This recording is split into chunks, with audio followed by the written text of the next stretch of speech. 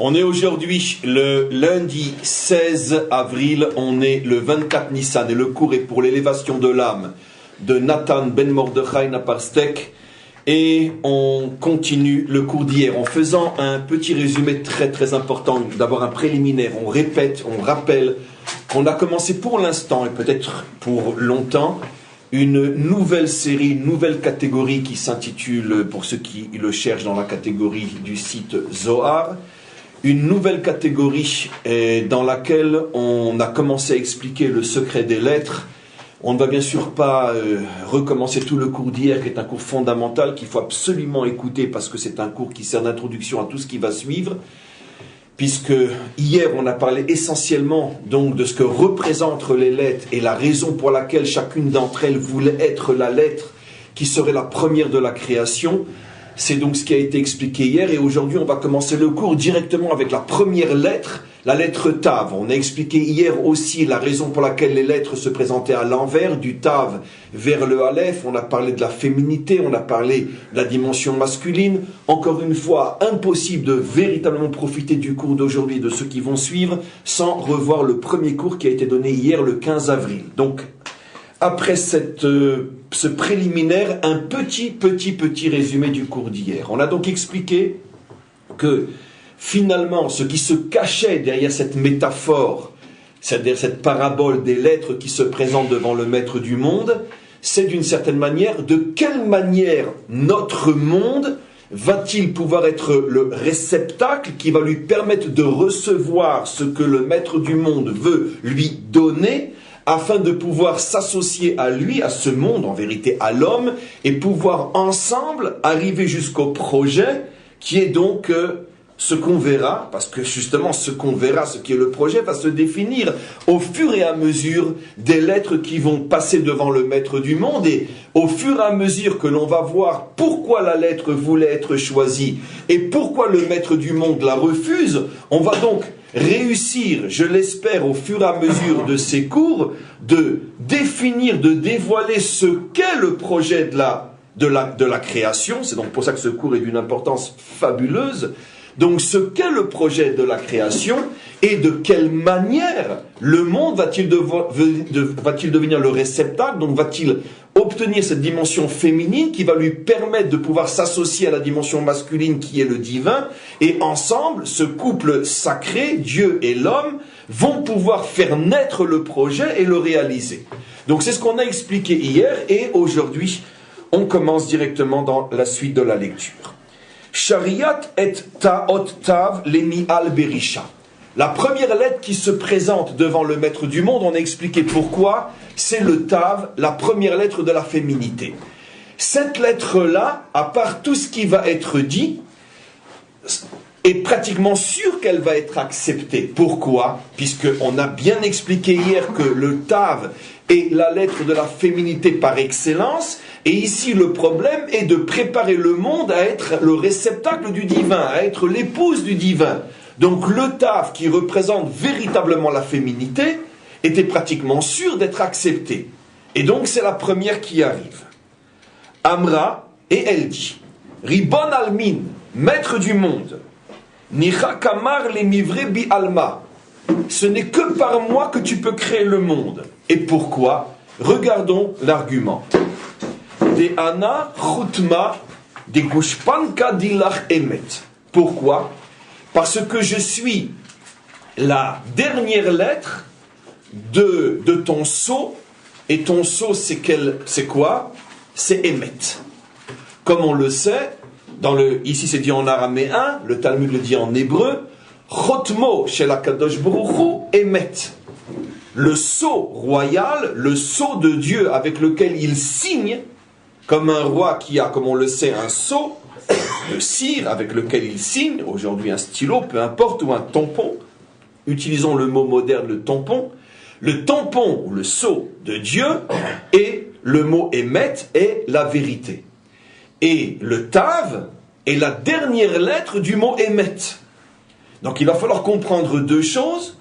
Pourquoi, sous prétexte que le tav se retrouve dans le mot émet, qui est la vérité, alors ça devrait donc obliger Dieu à se servir du Tav pour créer le monde. Et deuxième question, en fait il y en a trois, mais deuxième question pour l'instant, pourquoi le fait que le Tav est la dernière lettre du mot Emet devrait encore plus persuader le maître du monde de créer le monde avec le Tav? Parce que si déjà, apparemment, quelle est la question que je sous-entends, si déjà tu fais valoir que tu es l'une des lettres du mot Emet, et que pour une raison X qu'on n'a pas encore définie, il est important de créer le monde sous le signe du Emet, alors si déjà tu te tires une balle dans la tête, je réponds au Tav. Pourquoi? Parce que si déjà, alors on devrait créer le monde avec quelle lettre? Aleph, qui est la première lettre du mot Emet. Donc ici, il y a évidemment, avec le même, qui en tous les cas est avant le Tav. Donc ici, il semblerait, c'est pas seulement il semble, c'est exactement ce que le texte dit, puisque je suis la dernière lettre du mot Emet, je suis donc la lettre la plus importante du mot Emet, et comme l'attribut de Emet est un attribut important, et que moi je représente dans l'attribut de Emet la partie la plus importante du Emet, parce que je suis la dernière lettre du mot Emet, c'est la raison pour laquelle tu dois créer le monde avec moi. Donc il va falloir qu'on comprenne deux choses, mais qu'on ne va pour l'instant pas comprendre. On va d'abord voir quelle est la réponse d'Hachem. Il va falloir comprendre pourquoi, sous prétexte, dans d'abord, première question, pardon, que signifie le fait que Emet est le sceau d'Hachem? Première question. Deuxième question, et pourquoi sous prétexte que c'est le sceau d'Hachem, c'est donc une raison pour créer le monde d'après ce signe-là? Et troisième question, et pourquoi le fait que le Tav est en dernière position du mot Emet justifie plus que les deux premières lettres qu'on crée le monde avec la lettre Tav? Trois questions. On les laisse de côté, on continue le texte. Regardons ce que le maître du monde lui répond. Le Tav utilise aussi un deuxième argument qui ne fait que renforcer le premier. Je suis la dernière lettre de ton sceau, et aussi Ve'ant it kariat emet. Et comme on le sait, tu es appelé toi aussi du nom de cet attribut, comme il est dit, Hachem Elohim Emet. Que Dieu est Emet. Donc, puisque je suis non seulement la lettre la plus importante de ton sceau, et en plus toi-même tu te fais appeler Emet, donc voici deux bonnes raisons d'être choisi pour créer ton monde. Parce qu'il y a pas s'il y a une autre lettre à la fin, ça ne va pas être Emet. Il faut que ce soit Emet. Et si on enlève les Emet, il reste Si, Im. Si on enlève le Aleph, il reste Met, il reste mort. C'est pour ça. Et si on enlève le Met, il reste Et. On va voir. On continue. Regardons ce que le maître du monde répond. Donc, Yaout les Alma Emet, les Mishré Beot Emet, ou Mevre Bri Alma. Comme rien n'est meilleur que le Emet, c'est donc à moi que revient le mérite d'être choisi pour être la première lettre de la création ou de la Torah en vérité. Pas seulement de la création, mais de la Torah. Regardons la réponse du maître du monde. Amarla Kucha Berichu. Le maître du monde répond.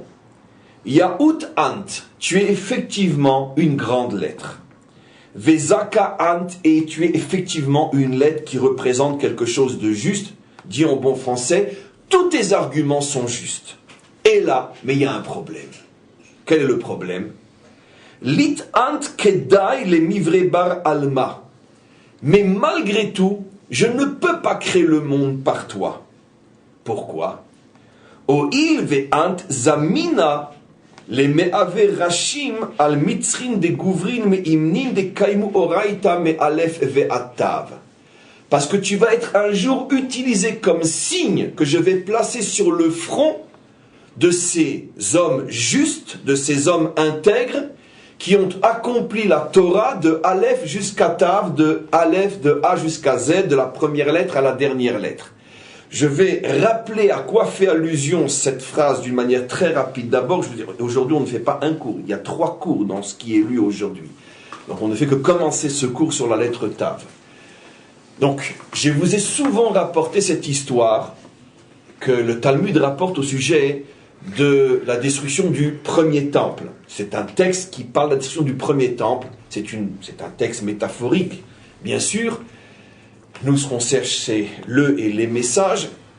le maître du monde fait venir l'ange Gabriel juste avant la destruction du premier temple par Nabuchodonosor et lui dit la chose suivante, il lui dit « Je veux que tu descendes à Jérusalem et que tu marques sur le front de tous les justes qui se trouvent à Jérusalem, que tu marques la lettre Tav. » Gabriel demande pourquoi maître du monde, parce que ce sont des justes qui sont tellement justes que je veux je témoigne sur eux qu'ils ont accompli toute la Torah. C'est pour ça que le Tav est aussi la première lettre du mot Torah, mais le texte dit plus simplement parce qu'ils ont accompli toute la Torah, mais Aleph ve'at Tav. Ça veut dire qu'il n'y a pas une seule lettre de la Torah qu'ils n'ont pas accomplie, traduit en français, jusque dans les moindres détails, ils ont accompli toute la Torah. Mais Aleph ve'at Tav. Gabriel, entendant cette chose-là, dit « Ah, je comprends, maître du monde, c'est pour que quand l'ordre va être donné donc de détruire Jérusalem, les forces destructives, entre parenthèses, repèrent le Tav sur leur front et les épargnent. » Un petit peu du style de ce qui avait été fait en Égypte. L'ange destructeur voyait le sang sur les portes, le sang de la circoncision, et il passait au-dessus des portes. Du mot Pessah, je suis passé au-dessus. Hachem dit, mais non, tu n'as rien compris. Mais non, c'est pour qu'on puisse les repérer plus facilement et que ça soit les premiers à être tués lorsque les ennemis rentreront dans Jérusalem. Alors l'ange Gabriel dit, mais je ne comprends pas, maître du monde, mais tu es en train de dire que le Tav signifie qu'ils ont accompli la Torah, mais Aleph ve'at Tav, pourquoi ils seraient les premiers à être tués? Il dit, parce que bien qu'effectivement ils ont accompli ma Torah dans les moindres détails, ils ne se sont pas préoccupés de ramener leur génération à la Torah. L'ange Gabriel dit, mais enfin, maître du monde, c'est une plaisanterie. Tu sais très bien qu'ils vivent dans une génération tellement éloignée et corrompue, que même s'ils essayaient de les ramener, personne ne les écouterait, pire encore, ils se mettraient en danger. Combien de prophètes ont essayé et ont été assassinés? Et donc c'est pour ça qu'ils n'ont même pas essayé. Hachem répond à l'ange Gabriel, si toi et moi on le sait que ça n'aurait servi à rien, est-ce que eux le savaient? Ils n'ont même pas essayé. Et donc ça commencera par eux. Je n'explique pas plus pour l'instant, on est en train de mettre en place tout le cours et les cours qui vont suivre. Mais globalement, qu'est-ce que l'on apprend de cette histoire? On apprend de cette histoire que ces justes qui étaient eux, pour eux-mêmes, de véritables justes, sur lesquels on peut dire qu'il n'y a pas un détail de la Torah qu'ils n'ont pas accompli. Malgré tout, ils sont partis en premier parce qu'ils ne se sont pas occupés de leur génération. Et si tu me poses la question, mais de toute façon, même s'ils l'avaient fait, ce n'aurait servi à rien, puisque même le maître du monde témoigne du fait qu'effectivement ça n'aurait servi à rien, malgré tout, ils sont partis les premiers parce qu'un homme n'a pas le droit de se dire sous prétexte que ça ne servira à rien, je n'ai rien besoin de commencer ou d'essayer. Tu dois faire un point, c'est tout. Le résultat n'est pas entre tes mains. Toi, on te demande de faire. Peu importe s'il y aura un fruit ou non. Et donc, comme ils n'ont pas essayé de faire, sans doute qu'ils se sont dit, mais ça ne servira à rien, c'est justement ça leur erreur, et même si ça ne sert à rien, ça ne te rend pas quitte d'essayer. Et c'est pour ça qu'ils ont été punis. Donc, on ne comprend pas quel est le rapport entre cette histoire et la réfutation d'Hachem, mais revenons maintenant à notre Zohar. Qu'est-ce que dit Hachem au Tav ? Et c'est de la folie pure, parce que quel est le lien? C'est vrai que tu es la lettre la plus importante du mot Emet. C'est vrai, comme je vais l'expliquer dans quelques instants, que puisque tu es la dernière lettre du mot Emet, effectivement tu aurais dû servir à la création du monde, mais comme tu es aussi la lettre que je vais utiliser pour punir les justes que j'avais dans ma ville, au moment de la destruction du temple, des justes qui étaient de véritables justes, mais qui ont été punis parce qu'ils ne se sont pas occupés des autres, et le signe de reconnaissance est précisément cette même lettre, je ne veux pas t'utiliser pour créer mon monde. Tout le monde comprend que trouver le rapport entre les deux n'est pas évident. Quel rapport entre les carottes et les tomates? Et l'un parle de carottes, lui répond tomates. Mais bon, on verra, c'est le but du cours. Et donc, on continue. Ubereshimo dilar yamutun. C'est précisément à cause de toi, le Tav, que ces justes-là vont mourir. marque une autre lettre et je ne serai pas impliqué. C'est toi qui veux marquer un tav. Tu n'as qu'à marquer une autre lettre.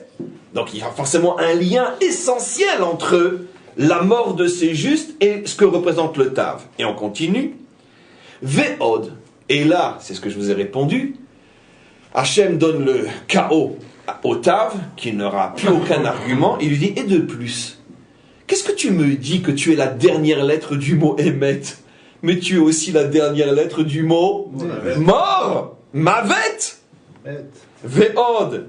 De'ant ochutma de mavet. Si tu mets en avance le fait que tu es la dernière lettre d'un attribut extraordinaire, si tu mets en avance qu'être la dernière lettre d'un attribut ou d'un nom ou d'une définition, c'est un signe de grandeur. Ah, dans ce cas-là, tu es donc extrêmement impliqué et donc fortement responsable de la mort, puisque tu es la dernière lettre du mot mort. Toi qui es la dernière lettre du mot vérité, tu es aussi la dernière lettre du mot mort. Vous voyez entre parenthèses que c'est un Zohar. Avant même de le comprendre, est-ce qu'on devine là où il nous fait rentrer? Vous imaginez ce que c'est un Zohar?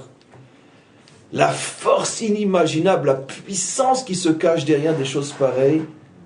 Qu'est-ce que nos maîtres sont en train de nous transmettre ici? Parce que effectivement, Dieu lui a répondu, tous tes arguments sont justes, tu es effectivement la dernière lettre du mot émet, tu es effectivement une très grande lettre, la vérité n'a véritablement de sens que grâce à toi, mais ça n'empêche que tu es aussi responsable, fautive de la mort des justes et de l'existence, c'est un jeu de mots, de l'existence de la mort.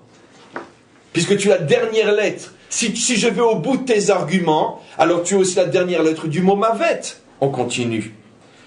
Ve'oil ve'ant car. Et puisque tu es dans cette situation où tu es à la fois porteuse de vérité et porteuse de mort, lit ant kedai les mivre bar alma. Je ne peux pas me servir de toi pour créer le monde. Miad nafkat. Immédiatement, la lettre est sortie. Elle a compris que ça ne pouvait pas être elle qui créerait le monde. Alors, qu'est-ce qui se cache derrière tout ça? D'abord, revenons, je commence par les choses telles qu'elles se dévoilent, mais commençons d'abord par l'argument qui serait d'utiliser le tav sous prétexte que le tav est lié à la notion de vérité. D'abord, il faut savoir que l'argument est extrêmement fort dans la mesure où la Torah elle-même fait allusion à cet argument comme étant un argument de poids. Effectivement, vous le savez tous, le mot émet apparaît dès le début de la création et apparaît encore plus fort à la fin de la création, comme pour dire que dès le début jusqu'à la fin, toute la création est sous le signe de la vérité. D'où on le voit, les 3 dernières lettres des 3 premiers mots de la Torah. Bereshit, bara, Elohim, prenez les 3 dernières lettres, vous avez le mot émet. Mais, avec une petite anomalie plus que volontaire, le mot émet n'est pas écrit dans l'ordre. Puisque Bereshit est un tav, tiens, comme par hasard, la première lettre du mot émet qui apparaît dans le premier mot de la Torah, c'est le tav qui normalement est à la fin du émet et là se retrouve au début. Après bara, aleph, Elohim, mem. Ce qui veut dire que si on prend les sofetevot, la fin de ces 3 mots dans l'ordre, Bereshit, bara, Elohim, quel est le mot qui apparaît?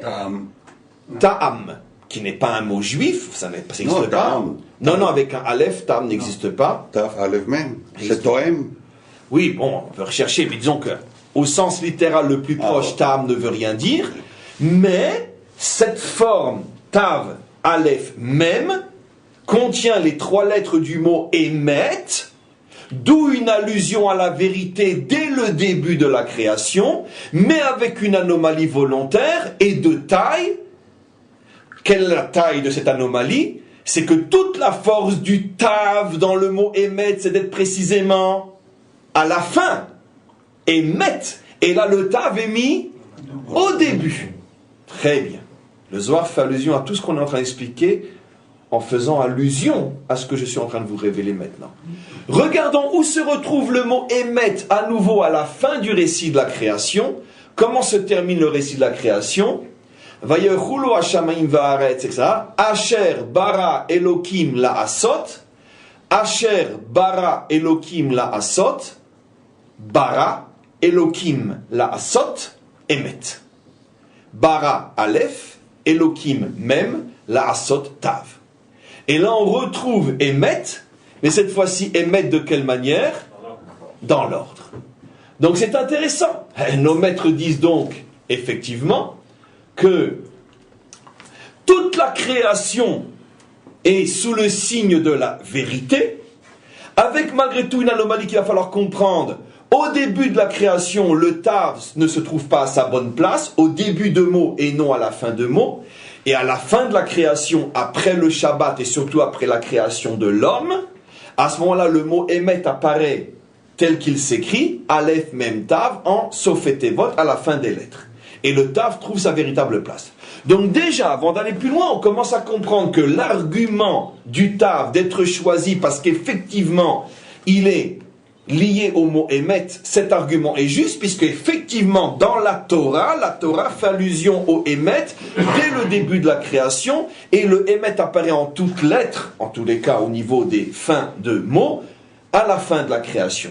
Donc, c'est la raison pour laquelle, effectivement, nos maîtres disent que émet, chotma ou gushpanka en araméen, chotma shel HaKadosh Baruch Hu. Le émet est le signe véritable, le sceau véritable d'Hachem. Essayons de voir maintenant comment le mot émet est écrit, s'écrit, et on va tout comprendre. À notre niveau, c'est très facile. Je vais résumer maintenant oralement ce que le Matok Midvash dit. Comme il fait une dizaine de lignes, je ne vais pas le lire devant vous, on va le résumer. Comme vous le savez tous, le mot émet est un mot très particulier, puisque c'est la première lettre de la Torah, le même, une lettre qui est au milieu, et le tav, la dernière lettre. Si on enlève le même, on a la première lettre et la dernière lettre, tout le cours d'hier, la dimension Aleph, qui est la dimension masculine, la pensée, le tav, la dimension féminine, l'action, la réalisation, et le même au milieu fait allusion, expliquent nos maîtres, à toutes les étapes nécessaires pour passer de la pensée à la réalisation. C'est pour ça que la valeur numérique de même, c'est combien? 40, et le chiffre 40 et ses multiples nous fait penser à ce qui partout dans la Torah est la matrice de la réalisation. Les 4 mers d'Israël. Il faut 4 matrices pour faire apparaître Israël. Pour qu'Israël sorte de la pensée du Père et devienne un peuple avec 12 tribus. Il faut que ça passe par 4 matrices. Les 40 ans dans le désert, les 40 jours pour recevoir la Torah, les 400 ans en Égypte, les 40 ans dans le désert, les 4 exils, les 4 enfants, les 4 lettres du nom divin qui sont en vérité le makor, la racine, les 4 lettres du nom divin, ce qui veut dire que toute réalisation passe par 4 étapes, après que ce soit 4, 40, 400, c'est uniquement des multiples, ça veut dire la puissance de cette notion. Mais la notion basique, c'est 4 qui sont les 4 lettres du nom divin. Première puissance du 4, 40. Deuxième puissance du 4, 400. On ne trouve pas de chiffre 4000 dans la Torah. C'est seulement 4, 40 ou 400 pour représenter ces notions, et ça correspond, et je saurais l'expliquer, mais ce n'est pas le but du cours, pourquoi il n'y a que ces 3 puissances possibles, ou l'unité, ou la dizaine, ou la centaine, ça correspond à différents niveaux dans les attributs divins et dans les mondes, mais peu importe. Quoi qu'il en soit, 4 ou 40, c'est la matrice qui permet la réalisation. Pour passer de Yaakov aux 12 tribus, il faut 4 mers. Pour passer de Dieu à son monde, il faut 4 lettres dans le nom divin. Pour passer d'un peuple sans Torah à un peuple avec une Torah, il faut 40 jours ou 400 ans ou 40 ans, etc. Pour devenir le peuple de la délivrance éternelle, il faut passer par 4 exils. Donc on a compris exactement ce que signifie émet. Aleph, l'idée, mais l'idée, même si elle est juste, impossible d'arriver au tav, à la réalisation comme ça. On doit passer par toutes les douleurs de l'enfantement, de la grossesse, de l'accouchement, etc. Toutes les larmes versées pour passer du Aleph au Tav. le fameux verset que l'on lit tous les Shabbats avant le Birkat Hamazon, Azorim Bedima, Berina Yiksoru. D'abord Yom HaShoah et Yom HaZikaron, et après Yom HaTzmaout, c'est les 2 semaines qu'on va vivre maintenant. Azorim Bedima, Berina Yiksoru.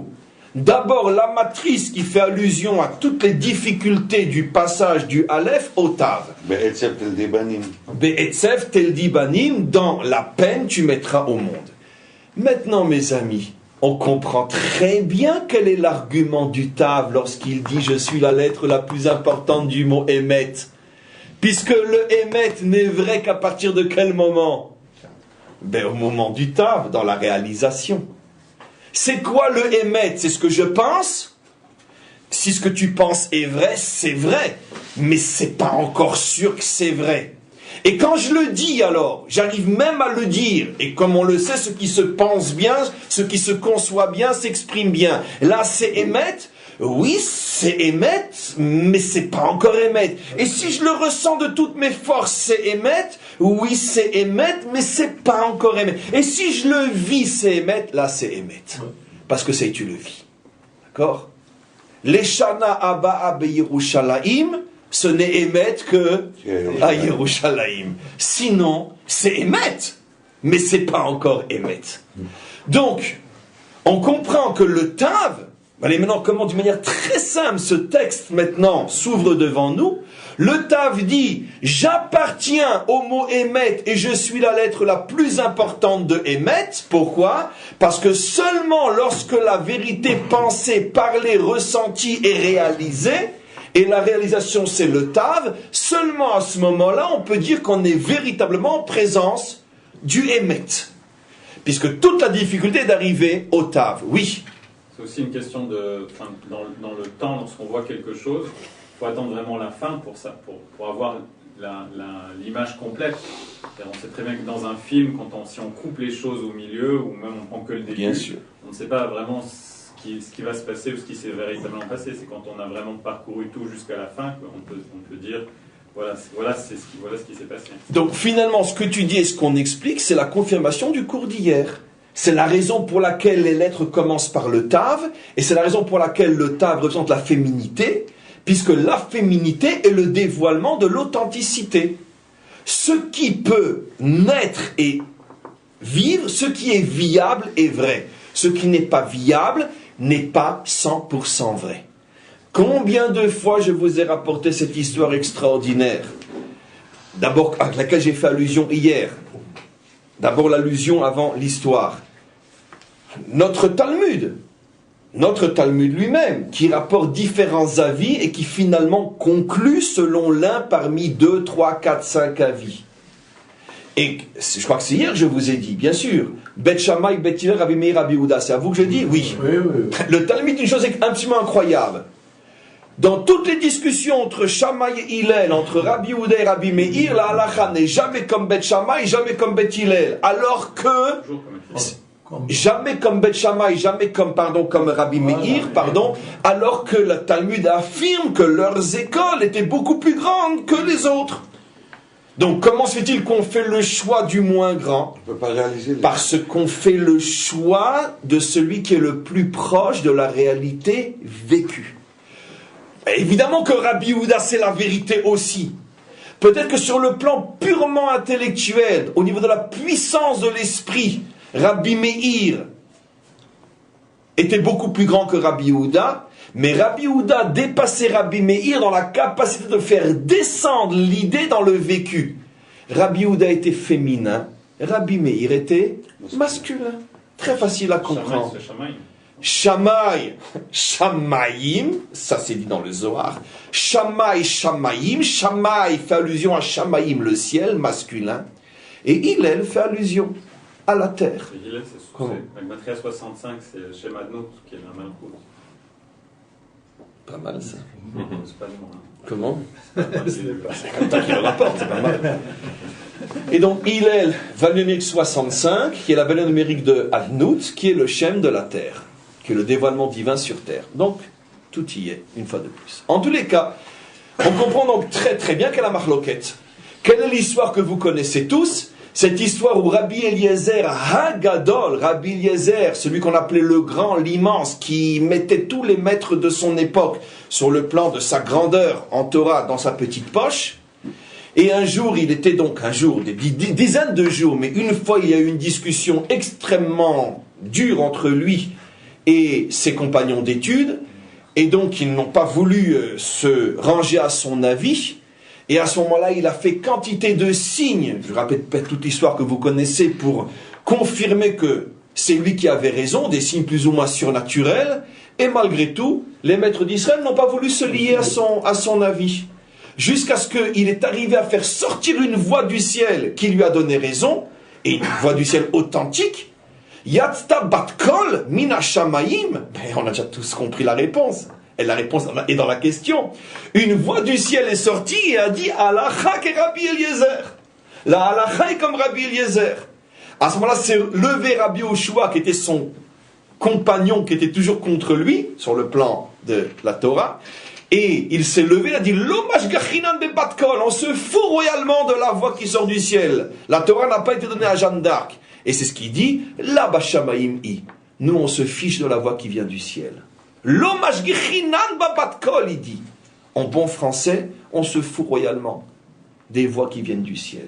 Il n'y a qu'un juif pour dire une chose pareille. C'est ce qui nous a sauvés pendant 2000 ans de toutes les bêtises dans lesquelles tout le monde sont tombés. Parce que nous, on se fout royalement de ces bêtises-là. C'est pas là que ça se joue. Et alors, ça veut dire quoi concrètement? Ça veut dire que la voix n'a pas menti. Quand la voix dit la halacha est comme Rabbi Eliezer, la voix dit la vérité, mais elle vient d'où cette voix?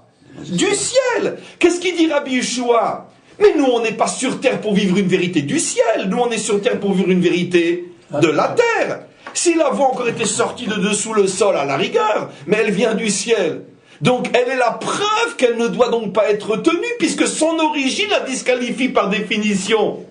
Mais une fois qu'on le sait, on dit c'est évident, mais vous imaginez la puissance qu'il fallait pour dévoiler cette chose qui jusqu'à aujourd'hui, croyez-moi, c'est pas si évident, parce que je peux vous garantir que jusqu'à aujourd'hui, d'accord, si on entend une voix du ciel qui nous dit tac, tac, tac, tac, on va tous y aller comme des moutons. Parce que l'homme, il aime le fantastique, il aime le surnaturel. On attend chez Eretz, Emet Meretz Yitzma, qu'elle sort de la terre. On va y arriver. Emet Meretz Yitzma, on va y arriver, bien sûr.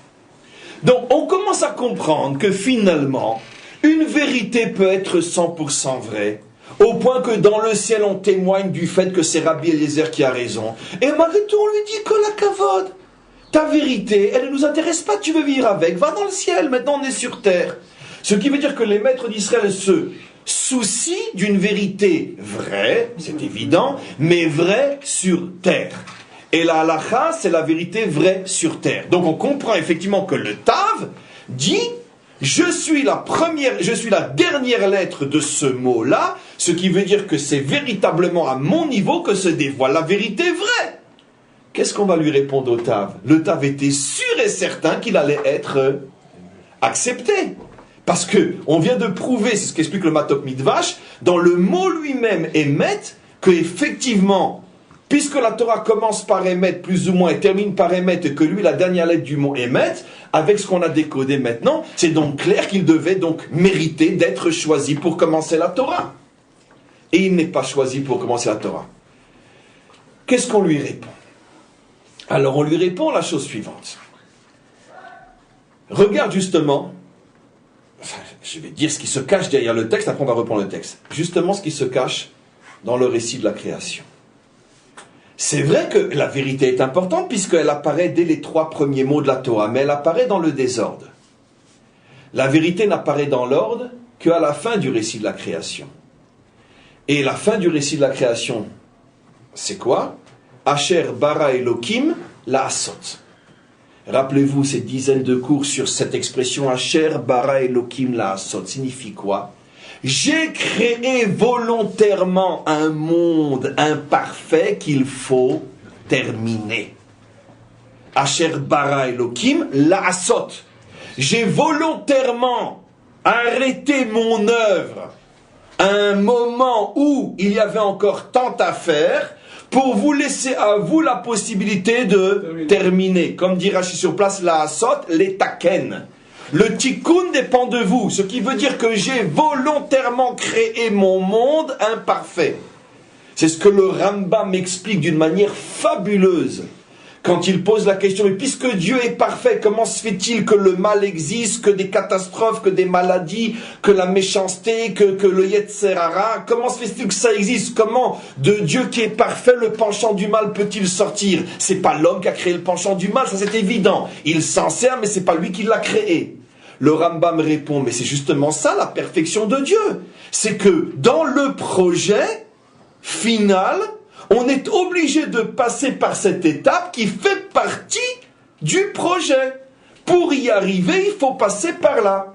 Et quand on aura, comme tu disais tout à l'heure, tout le film et on saura exactement où on devait arriver, on se rendra compte qu'on était obligé de passer par les catastrophes, les maladies, les guerres, le Yetzer Hara, etc. parce que ça fait partie du projet. Maintenant, quand on arrête en plein milieu et qu'on dit, mais pourquoi? Évidemment, pourquoi? Comme quelqu'un qui rentre en plein milieu du film et qui sort aussi avant la fin. Alors, on dit, tiens, je ne comprends pas, il lui a donné un coup, qu'est-ce qu'il lui a fait? Mais tu n'étais pas ni au début, ni à la fin. Attends. Donc, qu'est-ce que dit le Rambam? Dieu a effectivement créé le penchant du mal, et le penchant du mal est parfait en ce sens qu'il fait partie du projet. Dit à notre niveau très simplement, et pourquoi il fait partie du projet? Parce que dans la mesure où il a été donné à l'homme de terminer lui le travail, si tout avait été fait, tout était parfait, s'il n'y avait pas d'effort et rien à compléter, alors où serait le travail de l'homme? D'après le cours d'hier et des dizaines de cours, on a expliqué qu'il doit y avoir une association entre Dieu et l'homme comme entre une femme et un homme. Un enfant se fait à deux. Donc, si j'ai plus besoin de toi ou toi tu as plus besoin de moi, comme malheureusement on le voit aujourd'hui, je veux dire, un homme peut très bien avoir un enfant sans femme et une femme sans homme, et donc on voit ce que devient le monde. Donc, effectivement, mais comme ça doit se faire à deux, et avec tout ce que cela signifie, automatiquement, si je fais tout, qu'est-ce que je te laisse? Donc, pour te laisser quelque chose, j'ai volontairement laissé une imperfection dans mon monde. Et c'est là qu'apparaît le mot émet. Regardez ce que ça veut dire. La vérité, la vraie, c'est de prendre conscience que dans ce monde, il y a des imperfections et qu'il faut vivre avec et les supporter et avancer avec jusqu'à ce que petit à petit, on arrive à la réalisation du projet. Rien n'est plus dangereux que celui qui, justement, parce qu'il est tellement accroché à la vérité, ne supporte plus ce monde, parce que ce monde est le monde du mensonge, le monde de l'imperfection, et il tourne son dos à ce monde parce que ce monde le désespère et il n'y croit plus. Le grand danger de tous les hommes de vérité, le grand danger de tous ceux qui sont en quête d'absolu, le piège dans lequel sont pratiquement tous tombés les quêteurs d'absolu, c'est que finalement, ils ont été écœurés de ce monde. Parce que ce monde est véritablement écœurant. Mais quand tu prends conscience qu'en vérité, que ce que te demande Hachem, c'est ce que tu as dit, Emet me'eret titzmar, que la vérité doit sortir de la terre, ça veut dire qu'il faut construire la vérité avec le monde et pas contre le monde et pas en dépit du monde. Alors là, tu prends conscience qu'il te faut beaucoup de patience et d'humilité et d'attente et supporter et serrer les dents et mordre la langue et traverser l'histoire. Parce qu'il n'y a pas de raccourci dans la vérité. Ça prend du temps, ça prend 4 exils, 2 destructions de temples, et ça passe par l'Inquisition, ça passe par la Shoah, ça passe par Yom HaZikaron, ça passe par toutes ces catastrophes qui nous font avancer au rythme du monde réel, pas de nos illusions. Et tous ceux qui veulent des raccourcis et qui veulent tout de suite la délivrance et tout de suite, on sait dans quel genre d'abomination ils sombrent et font sombrer de le monde. Et donc maintenant, on comprend ce que dit Hachem. Il dit au Tav la chose suivante. Tu sais, c'est vrai, tu es la dernière lettre du mot émet. Mais il y a un problème. C'est que tu vas aussi être la lettre qui est sur le front de ces fameux justes qui vont partir les premiers lorsque je vais détruire mon temple. Et pourquoi ils vont partir les premiers? Maintenant, je commande plus profondément l'histoire, parce que je les considère comme responsables de la destruction de mon temple. Et pour bien montrer à tout le monde que le temple n'a pas été détruit à cause des non-religieux, mais à cause des religieux, pour le dire dans un langage très proche de nous, d'accord? Eh bien, c'est eux qui vont partir le premier. Bon, je croyais que c'était à cause des boîtes de nuit de Tel Aviv que le temple a été détruit. Non. C'est à cause des religieux que le temple a été détruit. Enfin, maître du monde, c'est pas possible, puisque eux, au contraire, ils accomplissent la Torah. Oui, mais ils ont un problème, eux. Ils n'ont pas essayé de récupérer leur génération. Mais enfin, maître du monde, leur génération était tellement corrompue que s'ils avaient osé ouvrir la bouche, on les aurait pendus, haut et court. Eh bien, c'est pas grave. Je ne conçois l'existence d'un juste que dans le combat permanent avec toutes ces forces contraires et essayer de faire le maximum pour essayer de les ramener. Et même s'il faut se mettre en danger pour ça. C'est uniquement de cette manière-là que je conçois l'existence d'un juste. Pour moi, un juste, c'est pas celui qui vit comme je lui demande de vivre, mais celui qui fait l'effort d'amener un maximum d'autres éloignés de moi à vivre comme lui-même vit. Et même si pour ça, il doit se mettre en danger, il doit se faire frapper, il doit se faire humilier, et pire encore. C'est comme ça que je conçois l'existence. Eux ne l'ont pas fait, et donc, automatiquement, ça ne m'intéresse pas. Maintenant, tu me poses la question, mais attends, peut-être qu'ils ne l'ont pas fait parce que, encore une fois, c'était impossible à faire. Même si c'est impossible à faire, ça ne les rend pas quittes de le faire. Maintenant, la question qui se posait, mais et alors pourquoi ils ne l'ont pas fait, puisque véritablement ils étaient des justes? Pourquoi ils ne l'ont pas fait? L'argument de dire, parce qu'ils savaient que ça ne marcherait pas, on voit que le maître du monde le refute, alors pourquoi ils ne l'ont pas fait? Eh bien c'est ce que le texte dit. Parce que justement, le problème de ceux qui sont à ce point accrochés à la vérité, dans un monde qui est à ce point tombé dans le mensonge, c'est que les hommes de vérité se désespèrent de ce monde. Ils n'y croient plus. Et comme ils n'y croient plus, automatiquement, ils se détournent de ce monde. Je veux juste terminer la phrase. Regardez maintenant ce que les commentaires disent. Mais à partir du moment où le maître du monde dit lui-même que s'ils avaient essayé, ça n'aurait pas marché. Alors, sauf kol sauf, pourquoi sont-ils punis les premiers, ce qui met en évidence qu'ils sont eux tenus responsables de la destruction du temple? La réponse, elle est très simple. C'est parce que justement, parce qu'ils étaient écœurés du monde, même s'ils avaient essayé, ça n'aurait pas marché. Mais s'ils n'avaient pas été eux-mêmes d'abord écœurés du monde, s'ils avaient essayé, ça aurait marché. Ce qui veut dire qu'eux-mêmes se sont mis dans la situation où ça ne marchera pas parce qu'eux-mêmes n'y croyaient pas. Et comme ils n'y croyaient pas, effectivement, le maître du monde dit, effectivement, s'ils avaient essayé, ça n'aurait pas marché. Alors pourquoi je les tue en premier? Parce que c'est justement ça ce que je leur reproche. Pourquoi vous êtes-vous découragés de mon monde? Pourquoi? Parce que justement, ils étaient accrochés à la vérité. Et le danger de ceux qui sont accrochés à la vérité, c'est qu'ils ne supportent plus les autres. Oui. C'est intéressant de voir que justement le texte dit qu'ils ont accompli la Torah, mais Aleph à Taf, mais ils ne sont pas passés par le même. C'est-à-dire qu'ils ont voulu passer de l'idée à la réalisation finale sans passer par tous les stades de souffrance. Donc, ce que dit Eric maintenant, c'est ce à quoi on faisait allusion lorsque j'ai dit, mais pourquoi, puisque le Tav est aussi la première lettre du mot Torah, pourquoi le Zohar dit que Tav, pour faire allusion qu'ils ont accompli toute la Torah, mais Aleph ve'at Tav, dit tout simplement le Tav pour faire allusion au fait qu'ils ont accompli toute la Torah, qui commence par un Tav. La réponse est là.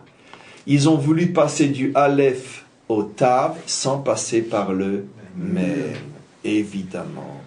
Ça veut dire que sous prétexte qu'eux étaient des hommes de vérité, ils voulaient voir déjà le monde dans cet état-là, et ils n'ont pas été prêts à payer le prix de l'attente et de toutes les difficultés de l'attente, c'est-à-dire la matrice, la grossesse, l'accouchement, les déchirures, les cris de l'accouchement, parce que l'histoire, comme on le sait, ne connaît pas la péridurale. Ils n'ont pas voulu passer par le même qui permet de faire le lien entre le Aleph et le Tav. Et automatiquement, c'est la raison pour laquelle, effectivement, s'ils avaient ouvert la bouche, ou le peu qu'ils essayaient, on se foutait d'eux. Pourquoi? Parce qu'on les voyait comme des théoriciens.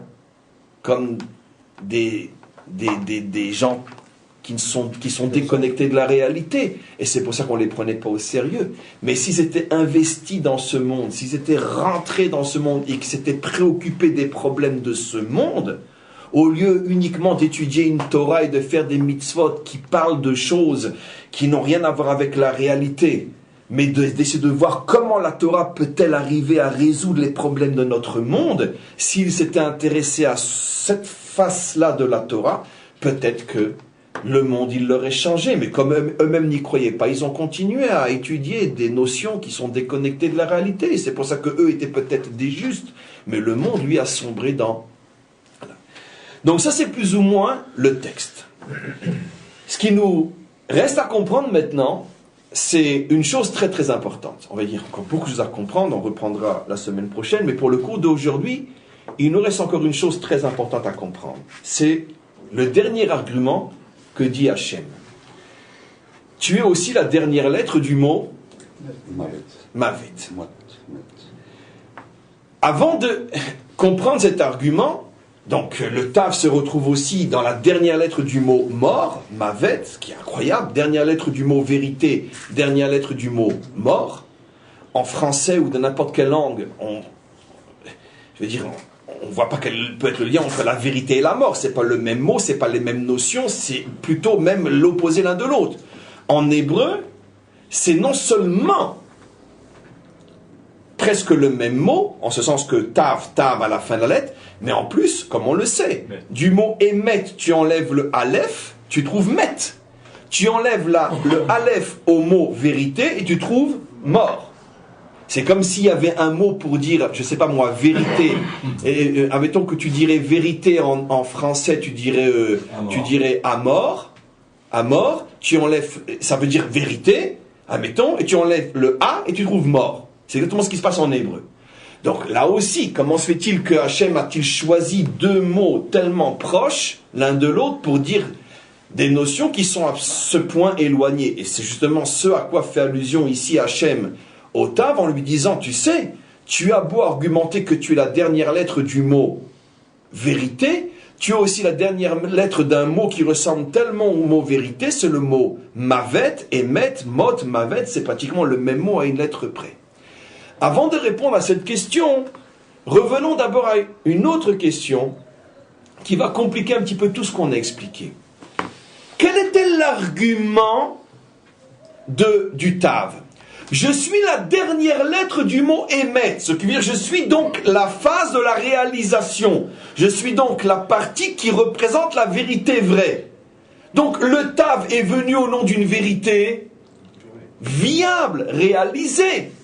Qu'est-ce qu'on lui répond maintenant? L'argument de ceux qui sont morts parce que ils n'ont pas fait de reproches à leur génération, ce qui est compris, ce qu'on a expliqué et ce qui est juste expliqué, comme étant l'argument suivant, tu ne t'es pas soucié de faire descendre ta vérité dans la réalité, tu n'as vécu la vérité que pour toi, tu as refusé de prendre des risques, de te mettre en danger pour ta génération, et pour moi, tu es responsable de la destruction de cette génération.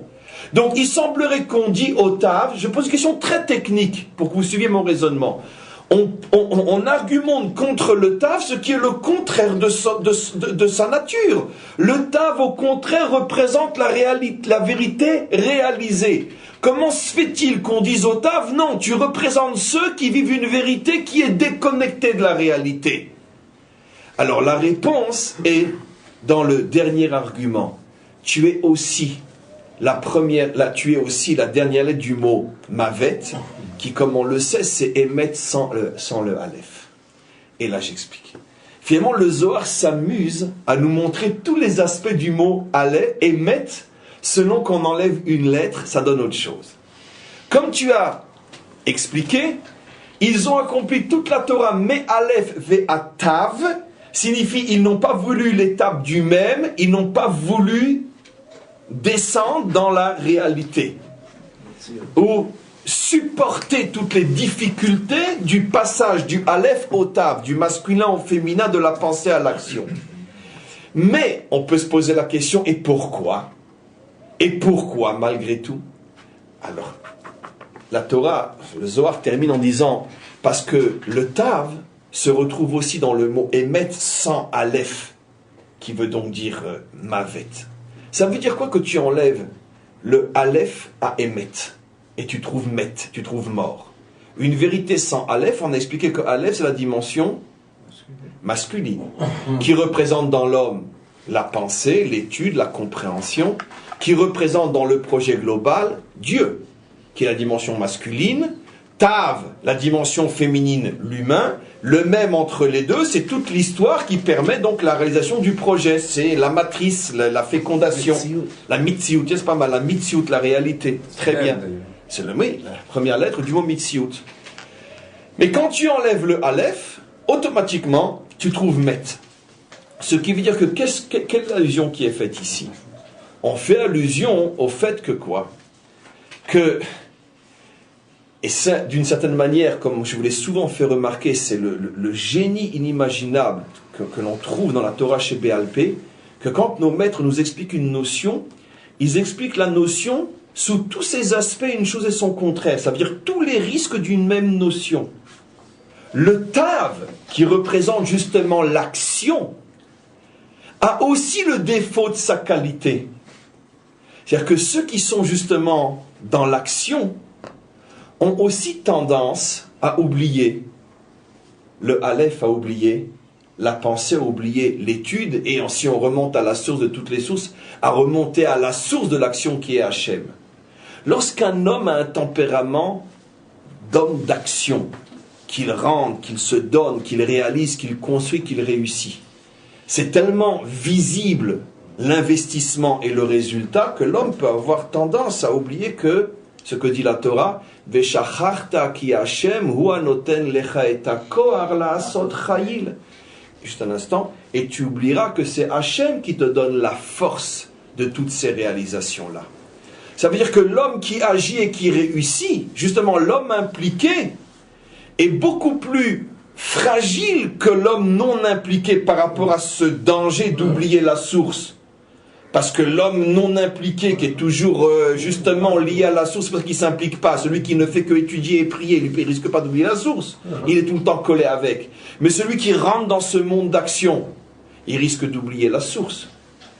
À un autre niveau, et on ne peut pas dans ce monde à la fois passer son temps et à étudier et à agir. Il faut faire le choix.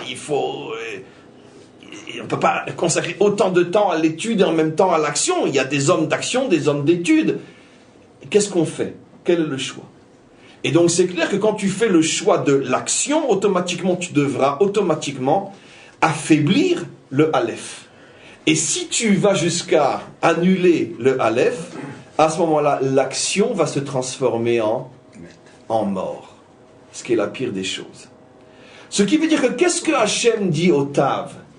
Hachem dit au Tav que finalement le Tav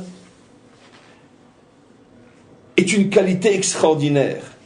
Mais comme tout dans ce monde qui a été parfaitement créé imparfait, c'est-à-dire volontairement créé imparfait, chaque qualité possède des défauts. Et c'est à ce niveau-là qu'intervient l'homme pour nettoyer la qualité de ses défauts. La qualité du Tav, c'est que c'est la vérité réalisée. Ça veut dire ce souci de voir les choses se réaliser. Mais les défauts du Tav, c'est qu'à force de vouloir que les choses se réalisent, tu risques de vouloir aller tellement vite que quand tu vas voir que ça ne marche pas, tu vas être écœuré et finalement tu vas tout lâcher. C'est les fameux tzadikim qui ont voulu le Aleph et le Tav sans passer par le même. Ou bien tu peux arriver à un autre défaut, c'est que tu es tellement pris dans l'action que finalement tu vas oublier aussi la source. Et là tu vas tomber dans la mort, dans Mavet. Comment? C'est l'excès soit trop spirituel, soit trop matériel. C'est soit l'excès trop spirituel, tu es coincé dans le Aleph et tu veux tout de suite le Tav, soit l'excès trop matériel, tu veux tellement le Tav que tu oublies le Aleph. Juste un instant. Même c'est le mix. Et donc, qu'est-ce que dit Hachem au Tav?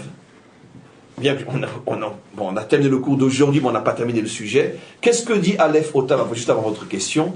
C'est que finalement, évidemment que tu représentes l'un des fondements de toute la création et tu es l'un des fondements du projet. Bien évidemment.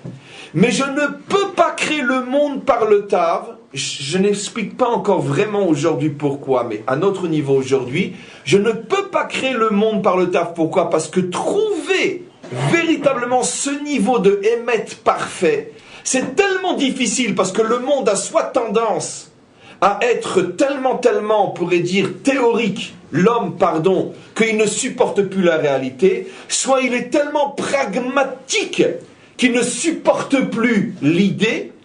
D'ailleurs, ça se retrouve à tous les niveaux, jusque dans le politique, etc., la droite, la gauche, religieux, non religieux, etc. C'est le grand problème au jeu dans ce pays.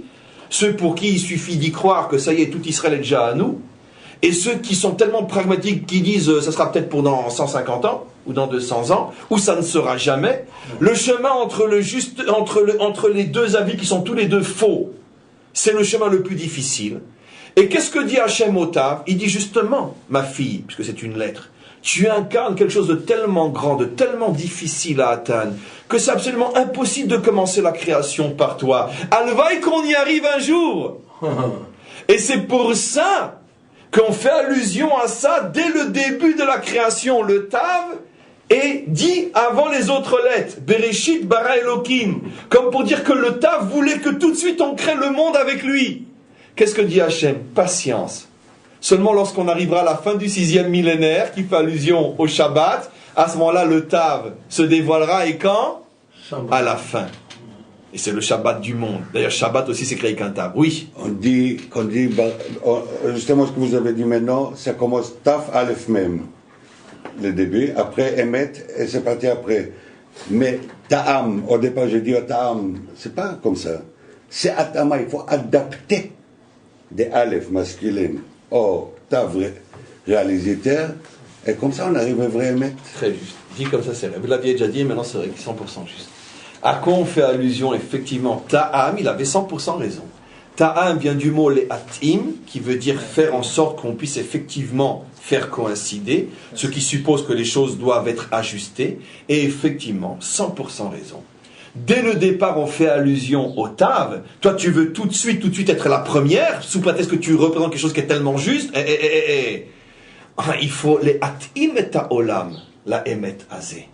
Et ça se fait pas si facilement que ça. C'est beaucoup plus compliqué, et on arrête ce cours pour aujourd'hui.